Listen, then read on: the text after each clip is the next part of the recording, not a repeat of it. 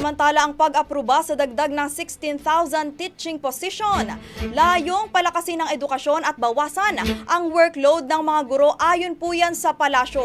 Brigada Maricar Sargan, ibrigada mo! Brigada Live Report.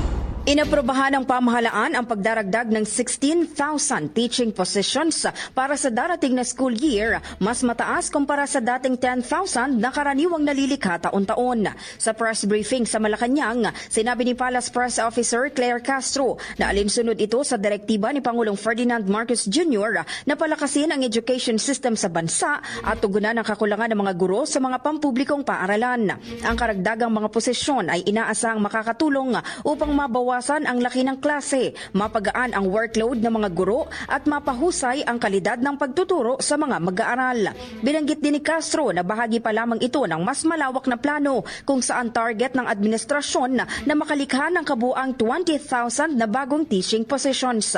Layo ng hakbang na mas matutukan ang bawat estudyante upang mas maging epektibo ang kanilang pagkatuto. Ayon pa kay Castro, nasa 4.19 billion pesos ang pondo na inilaan para sa dagdag ng mga guro na nakapaloob sa regular na alokasyon ng Department of Education sa ilalim ng 2025 General Appropriations Act. In the heart of changing lives, ako si Brigada Maricar Sargan ng 105.1 Brigada News FM Manila, The Music and News Authority. Ang bahaging ito ay hatid sa atin ng Standout ES4 Capsule. Simulang tuparin ang pangarap ng iyong anak. And stunting now!